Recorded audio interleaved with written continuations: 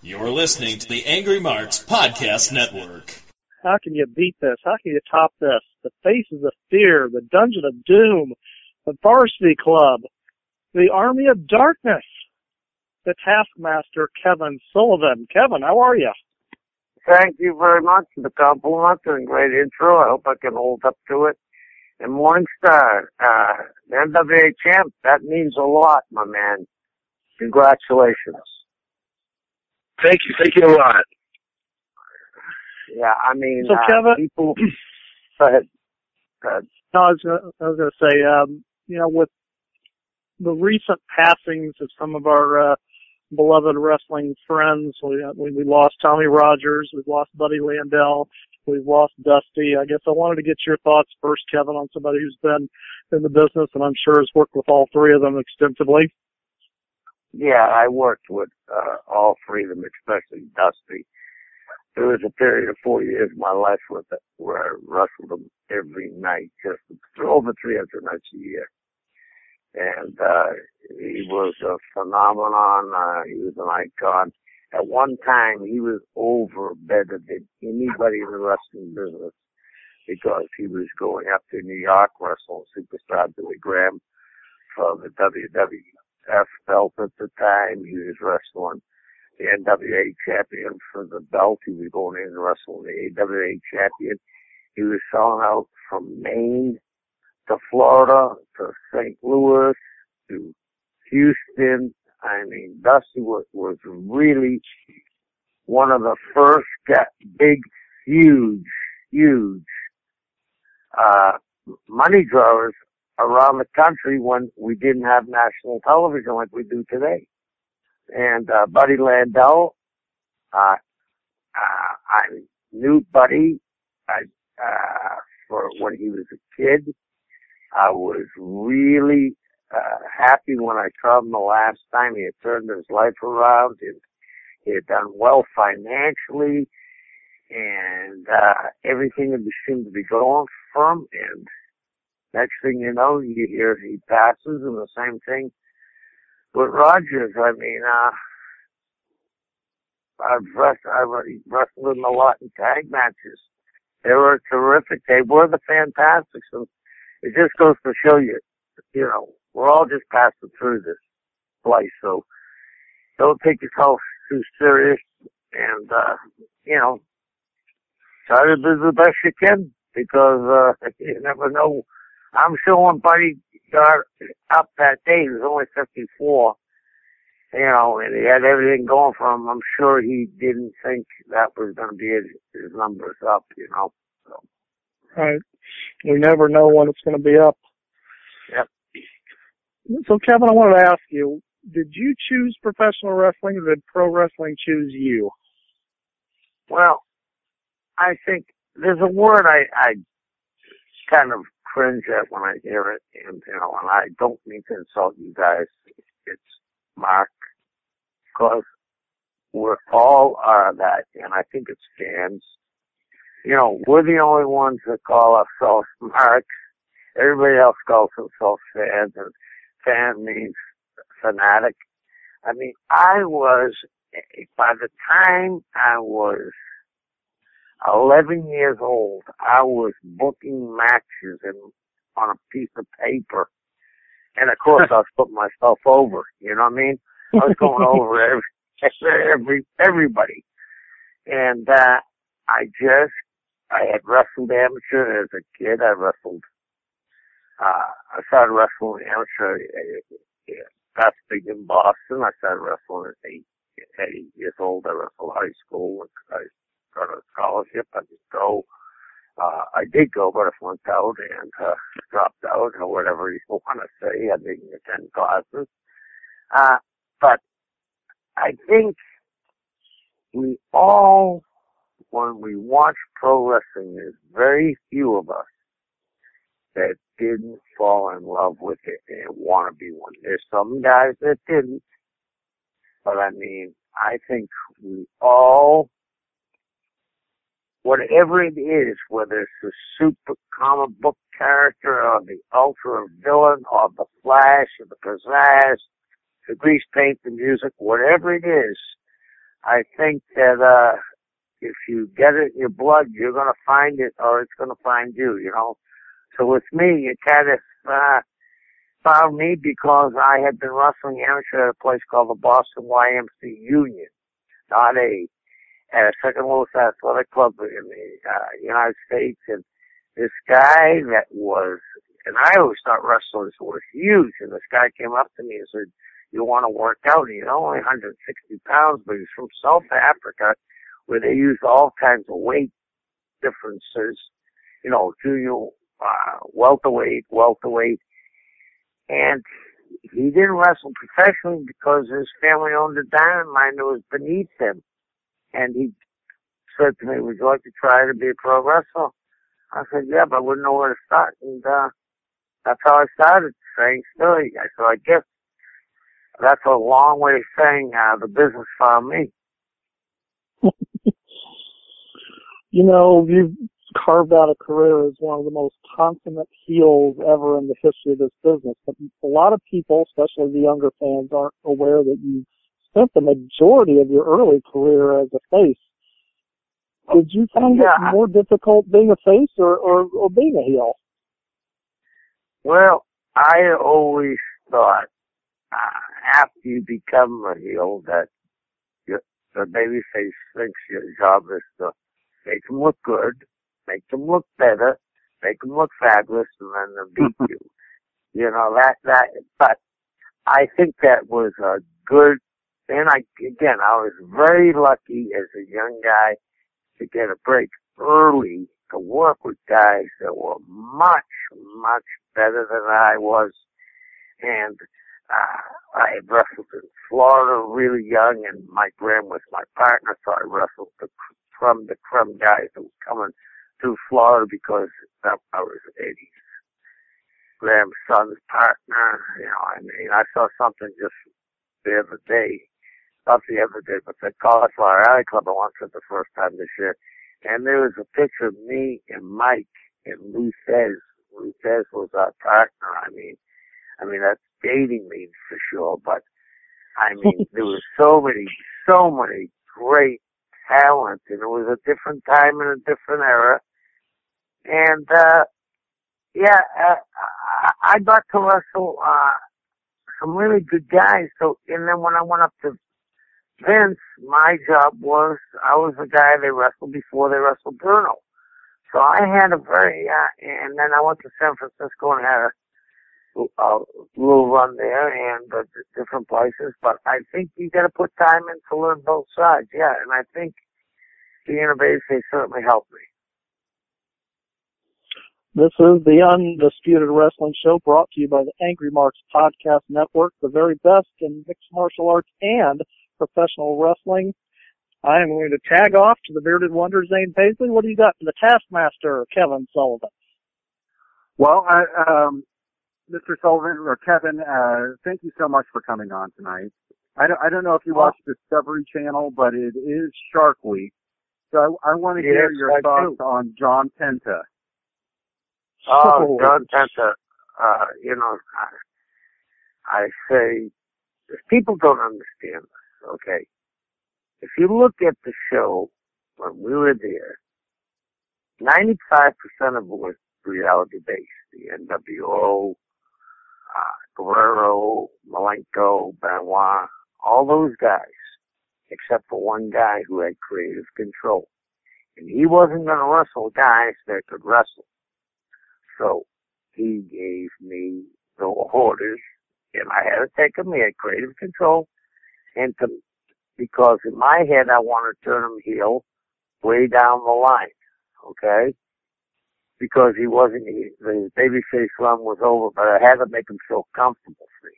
So the Dungeon of Doom and John Penta and Brutus and all these guys you could beat and beat them one at a time or two together the ends justify the means, and that's what I did. I told the story just recently. The night he turned heel, the night before he stayed in my house. I wouldn't let anybody get to him. His agent was there trying to talk me out of it. wouldn't let the agent use a bedroom. I made him stay on the couch, and I took it. That's it. Now, John Penta was a wonderful guy. He had a great amateur background, great sumo background.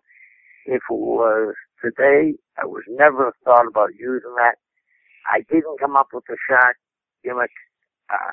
You remember Hulk was riding two white albino hammerheads, in his interviews. So, and I don't think John was comfortable with the gimmick, and I don't blame him. But, it's hard to do things when you have no control of somebody that has complete control. Because if you're reading a book, and I wrote the book, we'll say, and I'm writing about the history of the Spanish coming to this country, and in the second chapter, we've gone from Ponce de Leon to, you've written the second chapter is Adolf Hitler rise to power. Doesn't make sense, does it? No. So, that's how those kind of things would pop up in WCW. Well, you'd mentioned the night that Hogan turned heel, and that was actually 19 years ago tonight. Tonight? Did you realize that? No, I didn't. Tonight. Wow. Tonight was 19 years ago that Bash of the Beast happened, so it's even extra special that we got you on here. Yeah, wow, that's a long time ago. Wow. Yeah.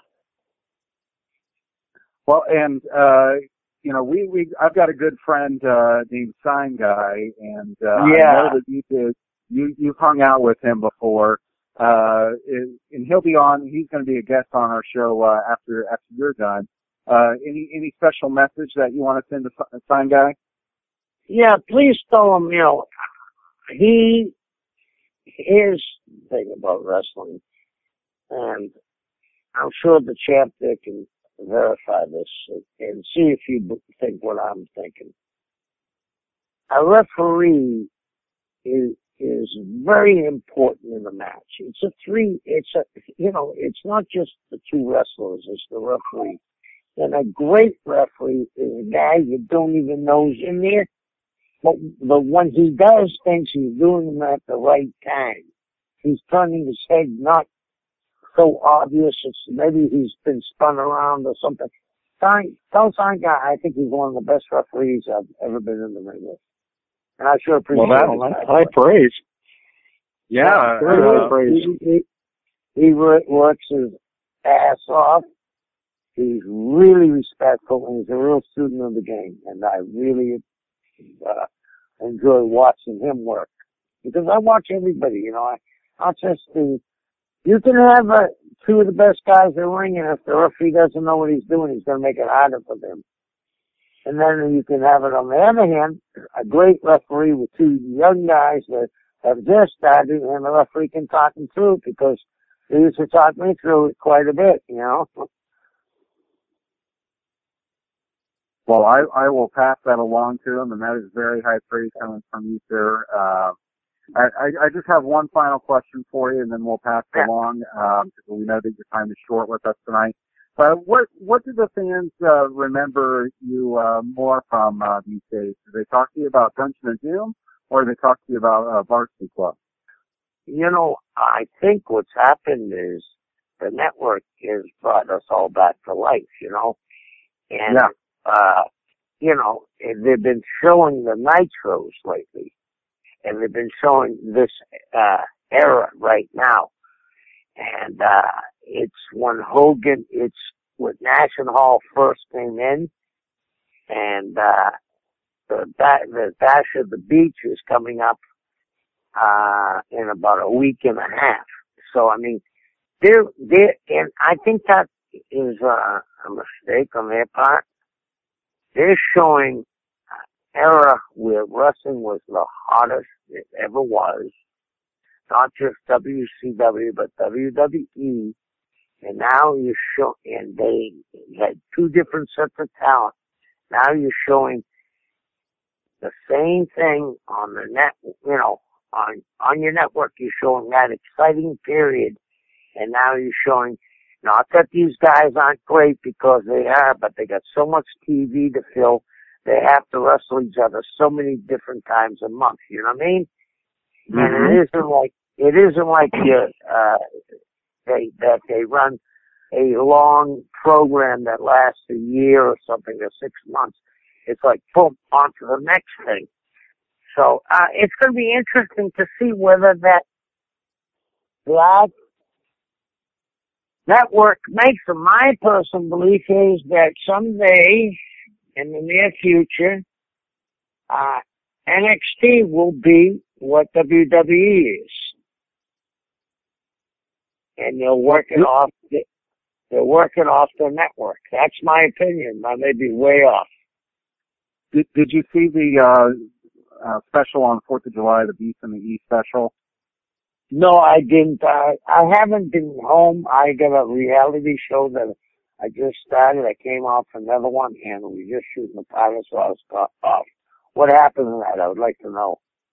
Well, the best match of the night by far was the NXT Championship match with Finn Balor and Kevin Owens. The rest of the card was standard WWE stuff. There were a couple of good matches on there, but they definitely stole the show. So, what you're saying about them hyping up NXT, I think is accurate, and I would love to see that. If they have to generate their own independent wrestling to give them competition, then they're doing a good job of it so far.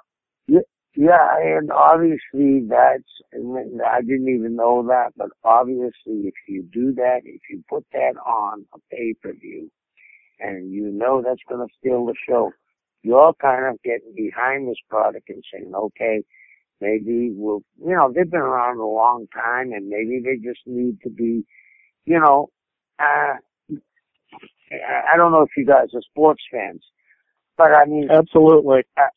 Okay, who said that? The Indianapolis guys, I hope? So I can talk about Rick Craig is a sports fan of all varieties. Okay. Well, we'll talk about Brady kicking Manning's ass every time it happens. And that's why he won't be suspended the first game. That's the last time we'll probably see that matchup of regular season. But, sometimes, hey, somebody has to go away for a while. You know what I mean? Maybe they need a rest with these younger guys, and I admire these younger guys because they're all full of piss and vinegar. The thing that they've had that's never happened in the wrestling business before. Everybody got a rub. I was talking to Ric Flair today. I did his podcast, and I told him, hey, Rick, when you were going up, you were Johnny Valentine's tag team partner. You got to work with Wahoo. You got to work with Harley. You got to work with Terry. You got to work with Dory. So he got the rub, right? My generation never gave the rub to the guys. Yeah, they either retired or they have to bring them back to draw a house, which I think is kind of ridiculous when you got a guy working full time every TV, and you can't figure out how to have him be on the main event in your top show. To me, there's something wrong. You know what I'm saying? Mm-hmm. You guys mentioned MMA. I don't see them having Brock coming over to wrestle, do a suit fight while he's the champ, even though he would draw huge numbers. You know what I'm saying? They're not, just not doing that. They have their own people that they've created. And there's a lot of young talent out there. I'm not just saying this. Some of the best talent I've seen is in the NWA in the mixture of New Japan. And that's why I know the champ is on the line. These guys, it's going to be their time, and hopefully this NXT will start to look out like guys that maybe I'm under NXT contacts and throw them a bone and start another organization someplace else going. If it's like a minor league team to me. If they've started in Orlando, why don't they start one in Greensboro? You know what I mean? Why don't they start one in Vegas? So I think we're both right. I think that's what we're going to see. Hey, this is the Undisputed Wrestling Show, and we have the great pleasure of talking to the Taskmaster himself, Kevin Sullivan. You know what? It's time to bring in the ringer. Here comes the NWA Continental Champion, the Morning Star Will Huckabee. What do you have for Kevin Sullivan? Well, Kevin, I've got to go ahead and add. This is one of my biggest questions I wanted to ask you. You learned the trade of booking underneath the great Eddie Graham down there in Florida. And I've seen so many interviews from so many different bookers who said you're such a great influence, and your style of booking has been such a great influence. Adam Pearce, Hunter, a.k.a. Delirious from ROH, Gabe Sapolsky. In your opinion, what does a booker need to know, or what's one of some of the main qualities that a booker has to be successful in professional wrestling? I think the main thing he has to remember, when you bring two guys into a room, you have to do business. You can't let friendship influence your decision. Because when you bring two guys in the room, one of them is going to be pissed off at you, and one's going to be happy. So I try to always get myself out of the middle by explaining to them, I'd like you to do your friend a favor. Because that's what it is, because it all comes back around, usually. You know what I mean? If you have talent, maybe not, it isn't your night tonight, but 3 weeks from now, it will be your night. So, I mean, to me, that's one of the biggest premises. Don't let your friendship overrule your business sense. And the second thing is you got to give the people different matches so everybody's special. If you have, what was happening to ECW was everybody's using chairs and tables. And what got worse was, they would go through a table, 1, 2, and kick out. Everybody's finish should be protected, which they don't do. I mean, when you watch an MMA match, how many times does a guy get out of getting his ass kicked? Once every 15 times? You know what I mean? When Ronda Rousey gets the hold on, do people get out of that? Nope. Guys, do people get out of her hold? Oh, of course. What's the And that's why people are paying to see her kick people's asses in 14 seconds. If you go back, there's nothing new. All she is Mike Tyson.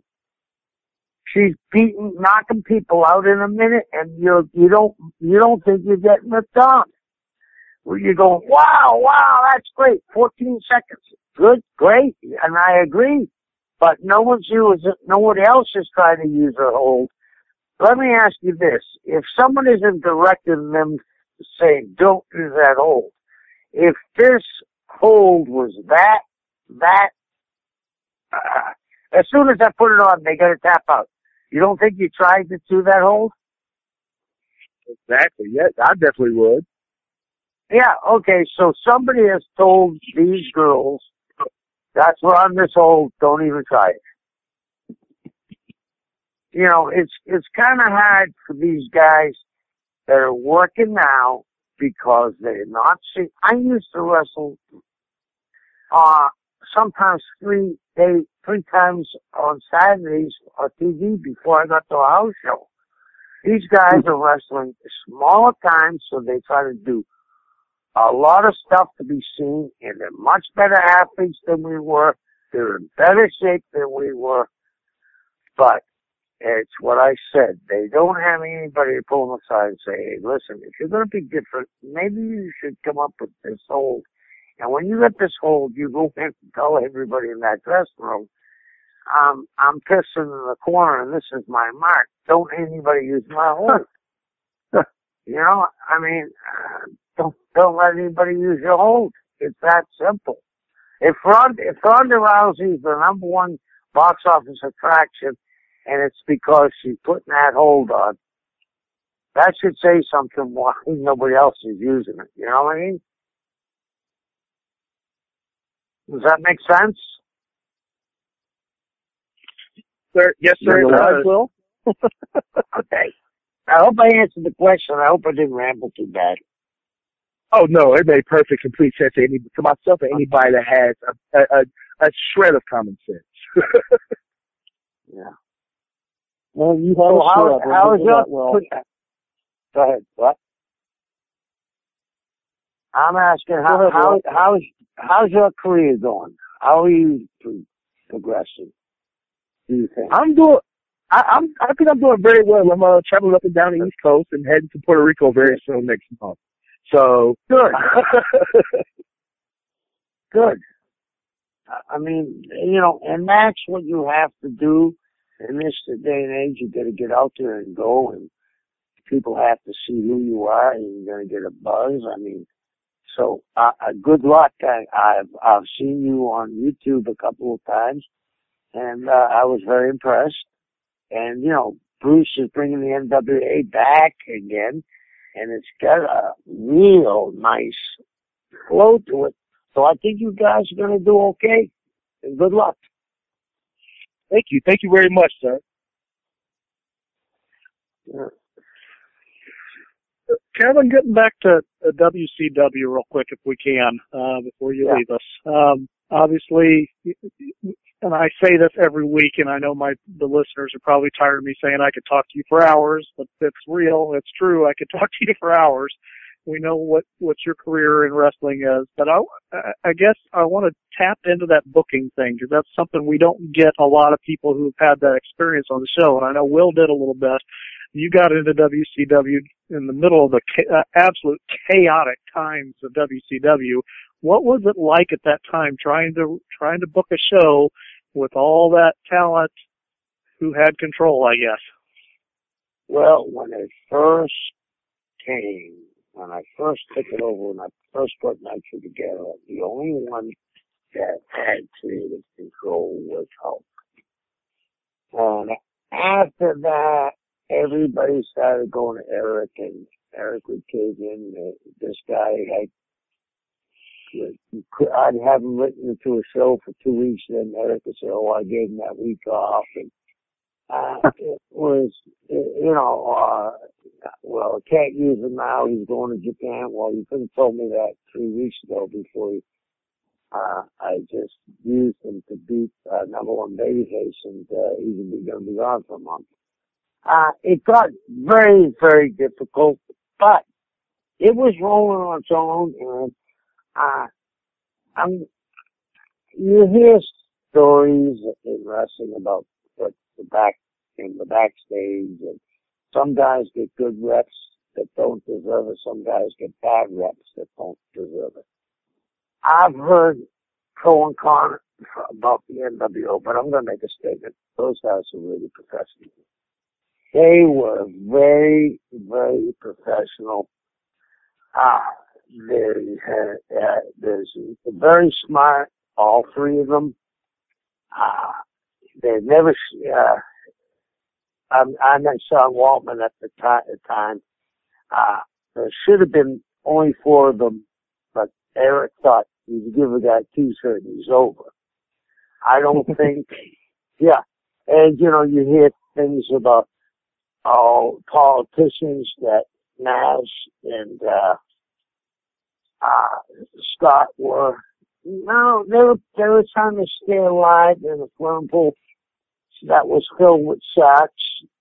I had baby fishes come up to me and say, "Oh, they're working for New York. That's why they're getting over so well." I said, "Well, I'll take that in mind and I'm saying myself, I'm giving their sentences. How they come up with that?" But Nash and Hall were terrific. And, it was 19 years ago tonight, you say, and people are still talking about that. So, people can talk about their work rate, anything about like that. Hall's work rate was some of the best I ever saw. Kevin Nash was a giant, 7 feet, and ripped. And then you had Hulk Hogan, who was the biggest icon at that time in the wrestling business. And then you had Sean Waltman, the Punk. It just worked. And those guys, the original NWO, they really worked hard. And that finger poking thing, They take blame for that, but that wasn't their deal. They didn't have creative control on that one. So, you know, I just want to clear the air on that. You said, how is it? If one guy gets all the power, he can influence a lot of matches, and gets back to what I said. You're writing about Napoleon Bonaparte at Waterloo, and the next chapter is a Batman story. It doesn't make sense, you know. And believe me, Kevin, I ask every single WCW alum who comes on this show, whether it be Dallas Page or Glacier or Sonny Ono, it doesn't matter. What's your opinion on why WCW died? Was it Eric? Was it Russo?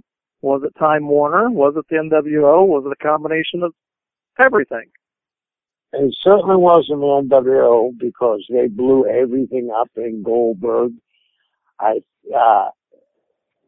Eric gave too many people too much power.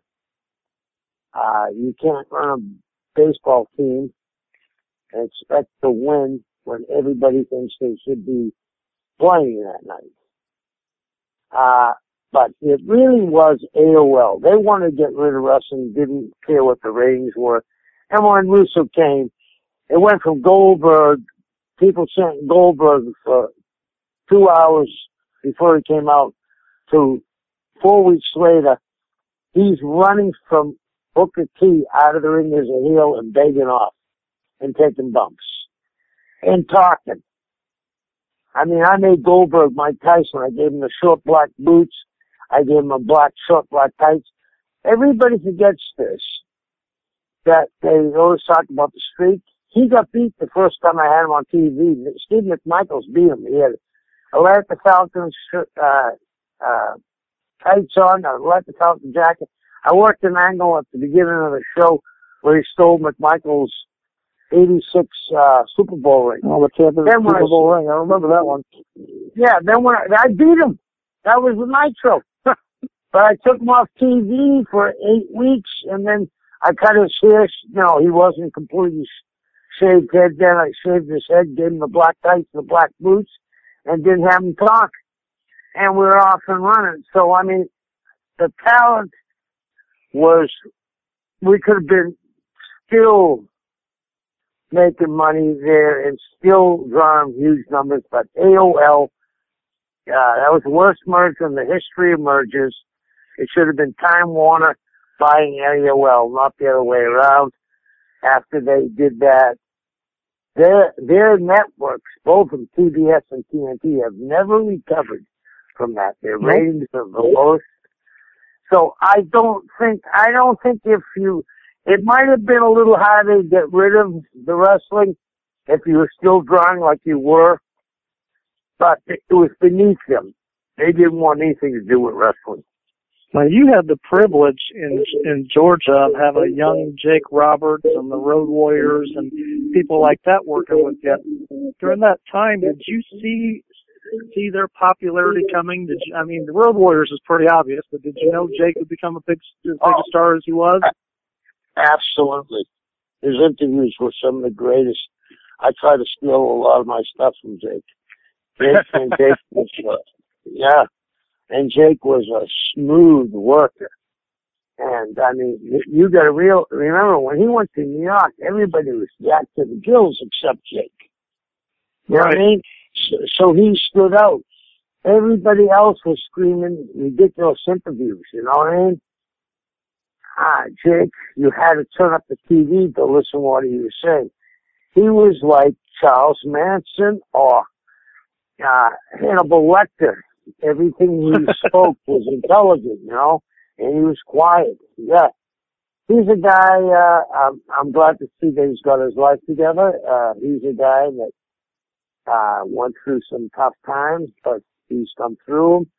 And he's still, to me, one of the greatest talkers I've ever been around and worker. Hit you with one more, Kevin, before we let you go tonight, because I know your time is short. Vince McMahon had it in the palm of his hand. He had WCW, he had ECW, and in my personal opinion, let his ego get the best of him, and he crushed them.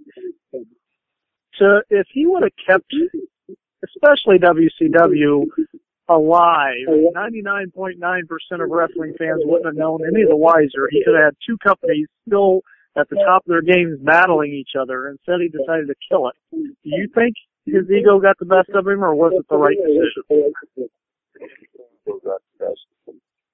I mean, you got to realize, when that happened, I was gone home the week before, but I thought they have built up an angle where his son quit the company, and then all of a sudden ended up buying, WCW. It's Othello, it's Hamlet, it's all of that.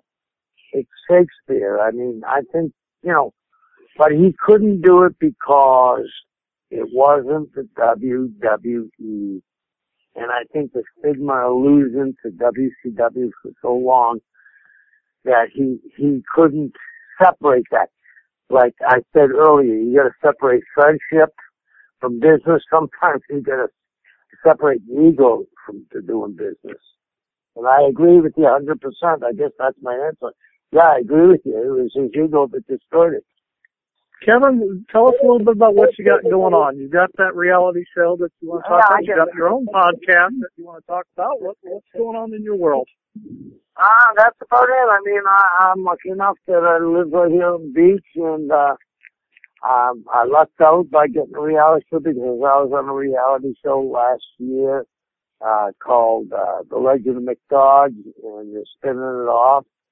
And we got a podcast going, and I am lucky enough to talk to you guys every once in a while and you find out what's going on and be a fan like you guys are. Well, I'll tell you what, you've had a wonderful career, and it's a complete honor for all three of us to be able to talk to you tonight. Hopefully we can do it again sometime. Like I said, there's a million things we want to ask you, but we know your time is valuable, and we're going to let you respect that. So. I appreciate that, guys. I really didn't realize I had another appointment. But any other time, I'll come on and gladly stay as long as you will have me, and I'll probably talk after you go off the air. Okay? Excellent. Sounds great, Kevin. We appreciate it. Thank you, the Taskmaster, Kevin Sullivan. I respect you, Booker man. I love it. Bye-bye. Beautiful. I love it. I was wondering if that was going to pop in. Oh, good grief. That man's got so much wrestling knowledge. Like, we could have a 10-hour show and not get enough in with Kevin Sullivan.